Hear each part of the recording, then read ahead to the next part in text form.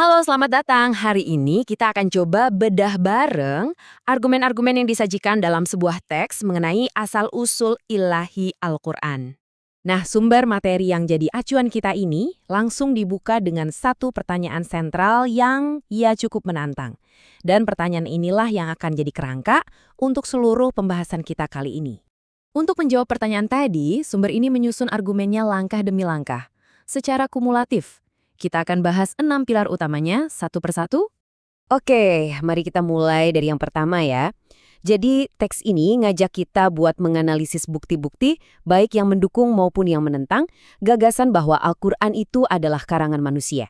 Intinya, yang mau kita lihat di sini adalah alur berpikir yang dipakai oleh sumber ini untuk mendukung klaim utamanya tersebut. Sekarang kita masuk ke poin kedua. Nah, yang ini seru banget karena fokusnya tuh soal gaya bahasa dan gig cikit-cikit.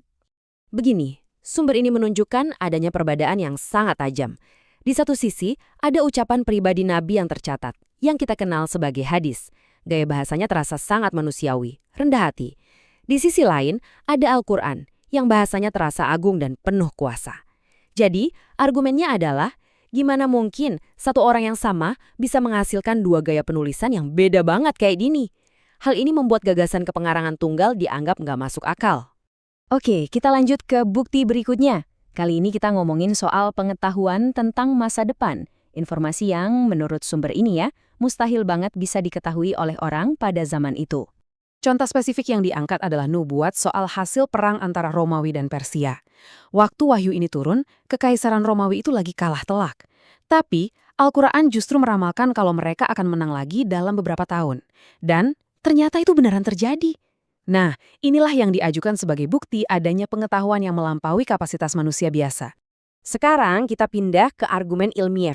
Bagian ini fokusnya ke ayat-ayat yang ngejelasin soal cara kerja alam semesta. Sumber ini melihat adanya kaitan antara ayat ini yang ngegambarin sebuah ciptaan yang tadinya menyatu, lalu dipisahkan, dengan konsep ilmiah modern tentang singularitas awal, atau yang sering kita sebut teori Big Bang. Dan ini ternyata menggambarkan sebuah pola yang lebih besar. Sumber ini nunjukin banyak ayat lain yang diklaim sejalan dengan penemuan sains modern, mulai dari alam semesta yang terus mengembang sampai ke tahapan perkembangan janin. Nah, di sini argumennya jadi unik. Fokusnya bukan keluar, tapi justru ke dalam, yaitu hubungan antara teks Al-Quran itu sendiri dengan Nabi Muhammad. Ini kan teguran langsung ya, buat Nabi atas sebuah keputusan yang beliau buat terkait wajib militer. Dan di sini, sekali lagi, sebuah tindakan pribadi beliau dikoreksi.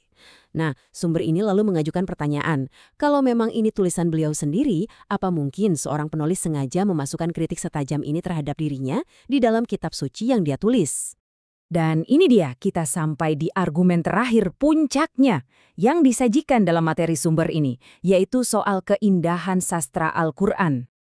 Al-Quran sendiri secara langsung dan terbuka menantang seluruh umat manusia untuk mencoba menghasilkan sebuah teks dengan kekuatan dan keindahan sastra yang setara. Jadi, poin krusialnya begini. Teks tersebut menegaskan bahwa dalam 1400 tahun, tantangan ini belum pernah ada yang bisa menjawabnya. Teks ini juga menyoroti fakta sejarah bahwa para penentangnya saat itu lebih memilih untuk berperang daripada berdebat sastra.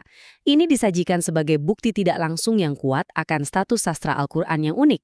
Logikanya, kalau mereka bisa menang lewat kata-kata, untuk apa mereka memilih pedang? Pada akhirnya, analisis ini menyajikan sebuah kasus yang saling menguatkan.